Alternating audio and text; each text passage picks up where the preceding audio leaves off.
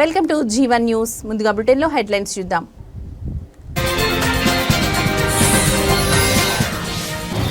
రాహుల్ గాంధీ సంచలన వ్యాఖ్యలు. మహారాష్ట్ర, హర్యానా ఎన్నికల్లో అక్రమాలు జరిగాయని ఆరోపణ.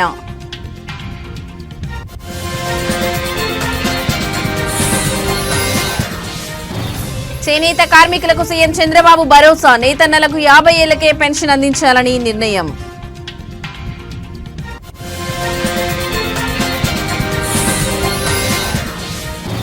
ఆసిఫాబాద్ రేషన్ కార్డుల పంపిణీలో రగడ. కాంగ్రెస్ నేతపై బాటిల్ విసిరిన ఎమ్మెల్యే కోవ లక్ష్మి.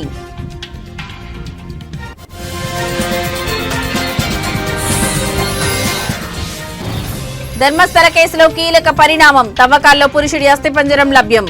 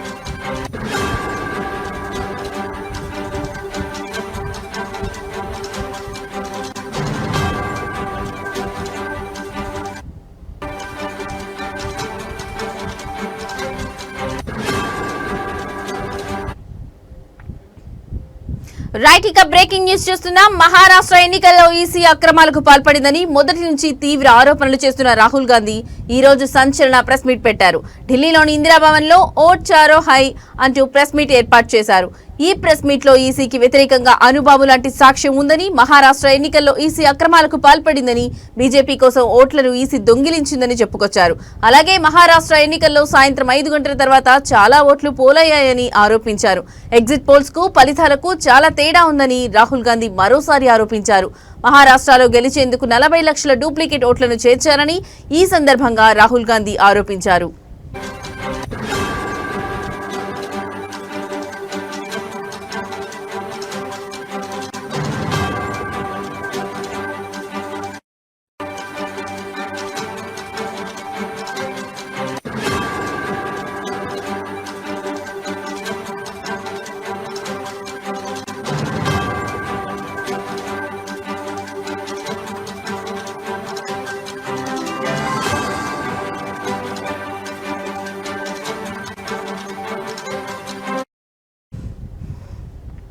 దీంతో పాటుగా కాంగ్రెస్ అధికారంలో ఉన్న వివిధ ప్రాంతాల్లో గెలిచిన ఎంపీ స్థానాల్లో సైతం నకిలీ ఓట్లతోనే బీజేపీ గెలిచింది. దీనికి పూర్తిగా ఎన్నికల సంఘం సపోర్ట్ ఉందంటూ రాహుల్ గాంధీ తీవ్రమైన విమర్శలు చేశారు. అలాగే తాము అడిగిన ఓటర్ల జాబితా కూడా ఇవ్వలేదని, అనేక ప్రాంతాల్లో ఓటింగ్ కేంద్రాల్లోని సీసీటీవీ ఫుటేజ్ మాయం చేశారని, బీజేపీ చెప్పినట్లే ఎన్నికల సంఘం నడుస్తుందని రాహుల్ విమర్శించారు.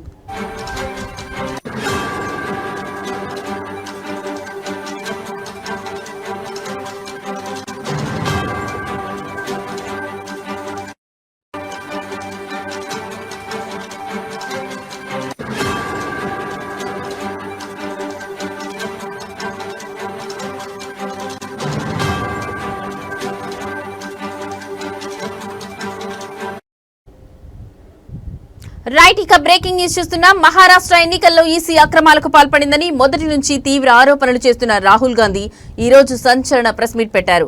ఢిల్లీలోని ఇందిరాభవన్ లో ఓట్ చోర్ హై అంటూ ప్రెస్ మీట్ ఏర్పాటు చేశారు.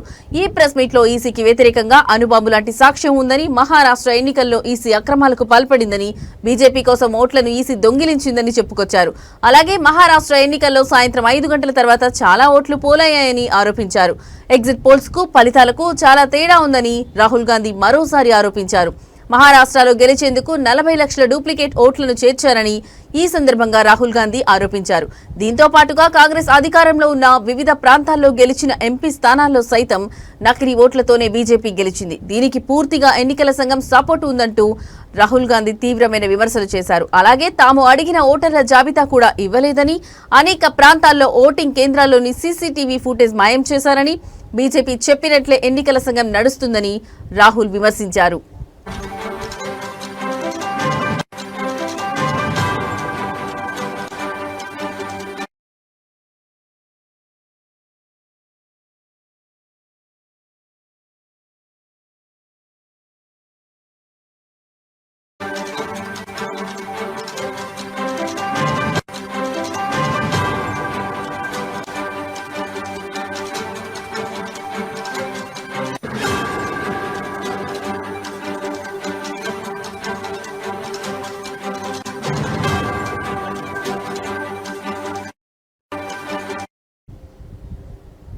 రైట్, ఇక మరో బ్రేకింగ్ న్యూస్ చూస్తున్నాం. చేనేత కార్మికులకు ఆంధ్రప్రదేశ్ ప్రభుత్వం అండగా నిలుస్తుందని ముఖ్యమంత్రి చంద్రబాబు భరోసా ఇచ్చారు. కార్మికుల సంక్షేమానికి కట్టుబడి ఉన్నామని స్పష్టం చేస్తూ వారికి 50 ఏళ్ల వయసు నుంచే పెన్షన్ అందించాలని నిర్ణయించినట్లు కీలక ప్రకటన చేశారు.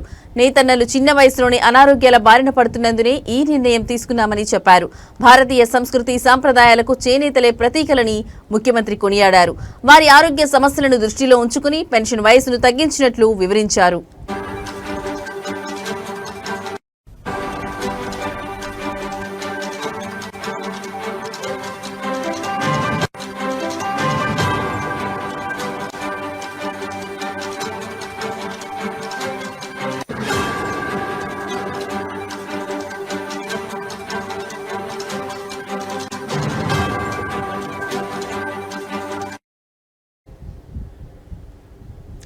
గుంటూరు జిల్లా మంగళగిరిలో జరిగిన 11వ జాతీయ చేనేత దినోత్సవ కార్యక్రమంలో ఆయన ముఖ్య అతిథిగా పాల్గొన్నారు. ఈ సందర్భంగా రాజధాని అమరావతిలో చేనేత వస్త్ర వైభవాన్ని చాటి చెప్పేలా ఒక ప్రత్యేక మ్యూజియం ఏర్పాటు చేస్తామని హామీ ఇచ్చారు.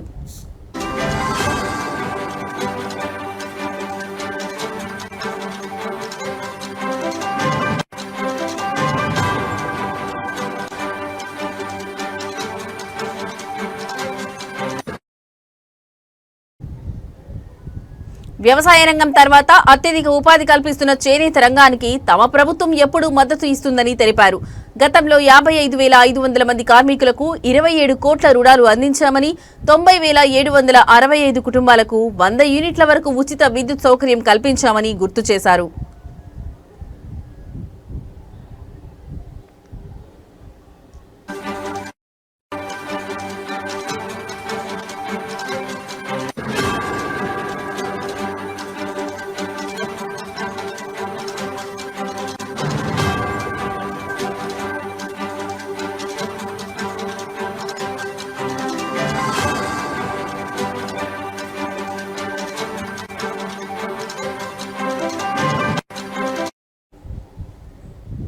ఈ మద్దతును మరింత విస్తరిస్తూ మరమగ్గాల కార్మికులకు కూడా ప్రభుత్వం అండగా నిలుస్తుందని చంద్రబాబు ప్రకటించారు.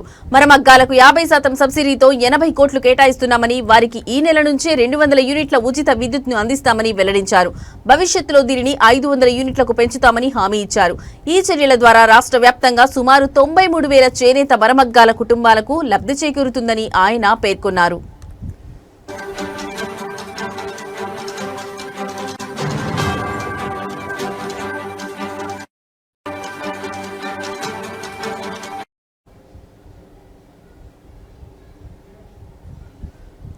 ఈ కార్యక్రమంలో మంత్రులు నారా లోకేష్, సవితతో పాటు పలువురు ప్రజాప్రతినిధులు, చేనేత సంఘాల నాయకులు, కార్మికులు పెద్ద సంఖ్యలో పాల్గొన్నారు.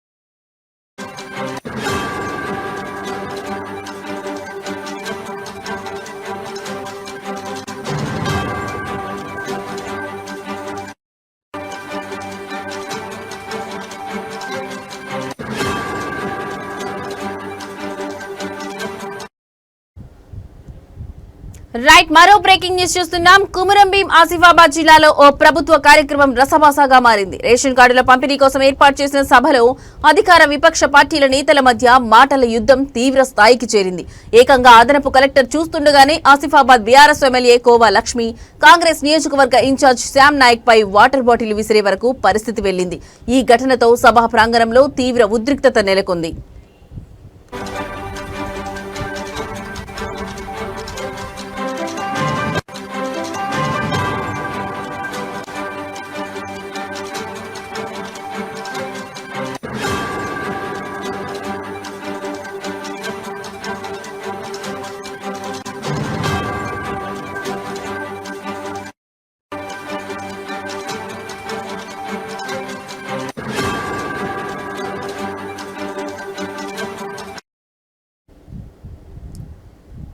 జిల్లాలోని జంకాపూర్లో కొత్త రేషన్ కార్డుల పంపిణీ కార్యక్రమాన్ని అధికారులు ఏర్పాటు చేశారు. ఈ కార్యక్రమానికి అదనపు collector David, MLA khoa Lakshmi, Congress నేత శ్యామ్ నాయక్ హాజరయ్యారు.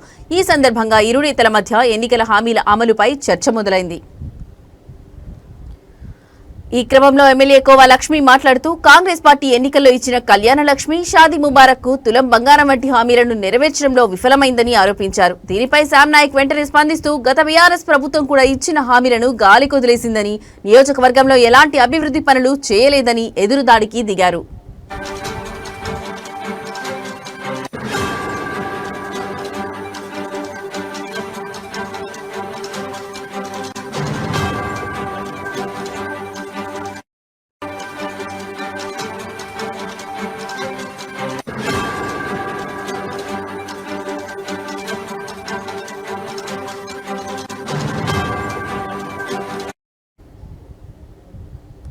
ఈ ఆరోపణలు ప్రత్యారోపణలతో ఇద్దరి మధ్య మాటల యుద్ధం ముదిరింది. శ్యామ్ నాయక్ వ్యాఖ్యలతో తనను అవమానించారని భావించిన కోవా లక్ష్మి తీవ్ర ఆగ్రహానికి గురయ్యారు. ఆవేశంతో తన ముందున్న వాటర్ బాటిల్ను తీసి ఆయన పైకి విసిరారు. ఊహించని ఈ పరిణామంతో సభలో ఒక్కసారిగా గందరగోళం నెలకొంది. వెంటనే అధికారులు జోక్యం చేసుకుని ఇరు వర్గాలను శాంతింపజేశారు.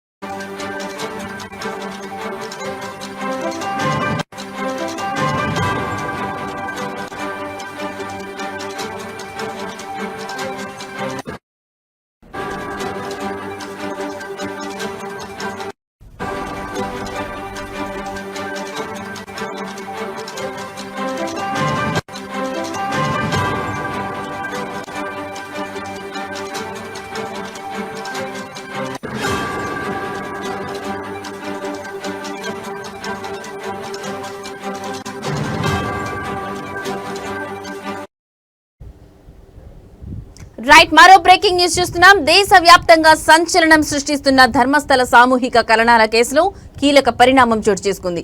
ఈ కేసుకు సంబంధించి ప్రత్యేక దర్యాప్తు బృందం సిట్ జరుపుతున్న తవ్వకాల్లో పురుషుడి అస్థిపంజరంతో పాటు పలువురు మానవ ఎముకలు లభ్యమైనట్లు కర్ణాటక హోంశాఖ మంత్రి జి పరమేశ్వర తొలిసారి అధికారికంగా ధృవీకరించారు.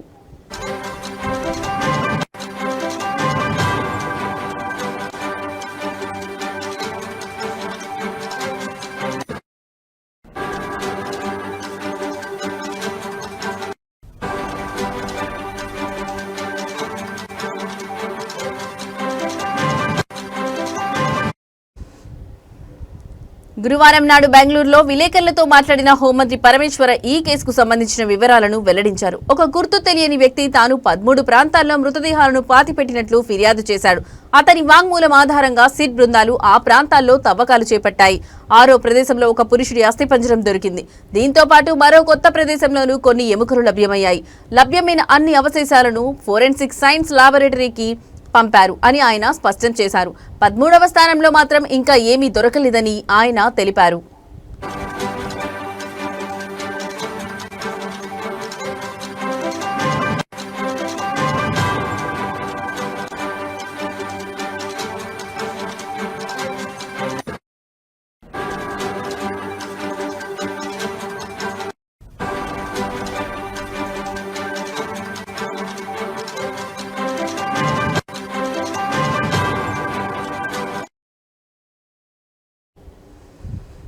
ఫిర్యాదుదారుడు మెజిస్ట్రేట్ ముందు సెక్షన్ 164 కింద వాంగ్మూలం ఇస్తూ తాను వందల సంఖ్యలో మృతదేహాలను పూడ్చిపెట్టినట్లు చెప్పడంతో ప్రభుత్వం ఈ కేసును తీవ్రంగా పరిగణించి సిట్ ఏర్పాటు చేసిందని పరమేశ్వర్ గుర్తు చేశారు. దర్యాప్తులో ప్రభుత్వం ఎలాంటి జోక్యం చేసుకోదని, శాస్త్రీయంగా సాంకేతిక పరిజ్ఞానంతో నిజానిజాలు నిగ్గు తేల్చాలని సిట్కు పూర్తి స్వేచ్ఛనిచ్చామని ఆయన వివరించారు.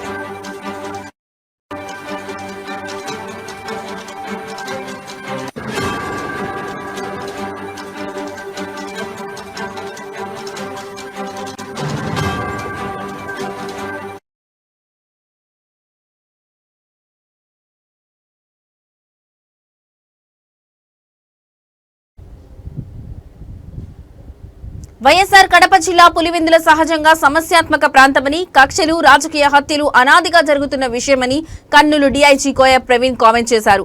ఎన్నికల ప్రచారం కోసం రాజకీయ పార్టీలు జోన్లుగా విభజించి వాళ్లకు తగిన సూచనలు చేశామని డీఐజీ ప్రవీణ్ అన్నారు. ఒక పార్టీ ప్రచారం చేస్తున్న సందర్భంలో ఇంకో పార్టీ అక్కడ వెళ్లకూడదని స్పష్టంగా చెప్పామన్నారు. కానీ నల్లగుండువారి పల్లిలో జరిగిన ఘటన పోలీసులు అనుమతించని గ్రామానికి కాకుండా వైసీపీ నేతలు వెళ్లారని ఆయన పేర్కొన్నారు. ఇటీవల టీడీపీలో చేరిన నాగేంద్రరెడ్డి ఇంటికి వైసీపీ నేత రావలింగారెడ్డి, ఎమ్మెల్సీ రమేష్ యాదవ్ వెళ్లారని, నాగేంద్రరెడ్డిని బెదిరిస్తే కార్యకర్తలు ఆవేశంకు గురై ఈ దాడి చేశారని టీడీపీ నేతలు చెబుతున్నారని తెలిపారు. ఈ ఘటనకు సంబంధించి పూర్తి వివరాలు సేకరించాల్సి ఉందని కర్నూలు డీఐజీ ప్రవీణ్ వెల్లడించారు. చిన్న హ్యామ్లెట్స్ అంటే మరి హ్యామ్లెట్స్ ఉన్నాయి. సో మొత్తానికి కానీ మొత్తానికి 9 ప్రదేశాల్లో మొత్తం 15 పోలింగ్ బూత్లు ఉండటం జరిగింది. దీన్ని 3 రూట్లుగా రెవెన్యూ యంత్రాంగం దీన్ని విభజించింది. సో అందులో భాగంగానే ఈరోజు ఇక్కడికి వచ్చి మొత్తం ఆ రూట్లన్నీ కూడా మనం పరిశీలించడం జరిగింది. సో ఇక్కడ అంతా కలిపితే మనకి 10,000 మంది మాత్రమే ఇక్కడ ఓటర్లు ఉన్నారు. గతిమా జనాభా అంతా కూడా మున్సిపల్ ప్రాంతాల్లో ఉండటం జరిగింది.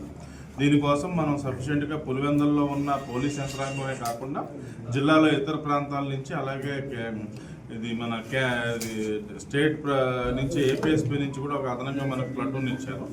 దీనిలో భాగంగానే మనం ఒక బందోబస్తు ఏర్పాటు చేయడం జరిగింది.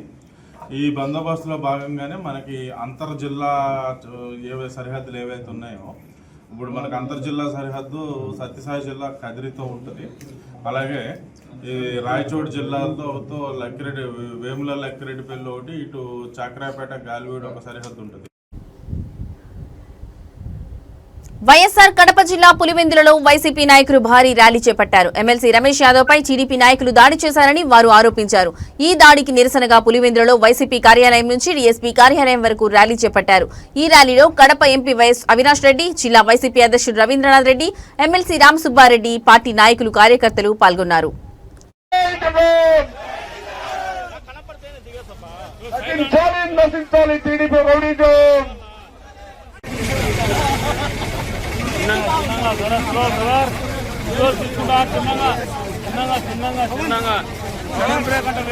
ఇబ్బంది గురవుతారు.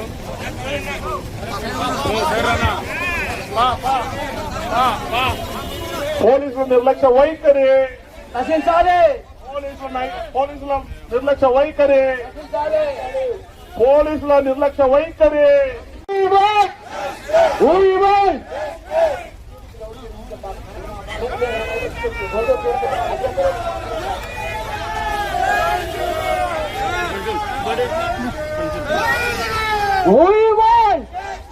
We won!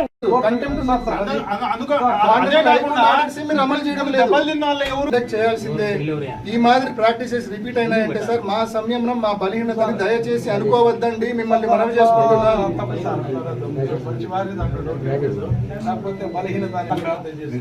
రేపటి నుంచి చెప్పిన ప్రకారము జరగబోయే ప్రతి నేరానికి పోలీసులు ఏమి గ్యారెంటీ ఉంటారని నేను అనుకోను. ఎందుకంటే మీకేం కాలజ్ఞానం తెలియదు, ఊహించగలుగుతారు. నేరం జరగకుండా మీరు జాగ్రత్తలు తీసుకోవడం మీ బాధ్యత. ఇక్కడ నా బాధ ఏంటంటే నిన్న ఎవడు కిరికిరి భాష అనేవాడు, విజయ్ కుమార్ అనేవాడు ఎవడైతే దాడి చేసి పుట్టినాడో హత్యా ప్రయత్నం చేసి. ఇవి ఇప్పటివరకున్న బులెటిన్ అప్డేట్స్. నమస్కారం.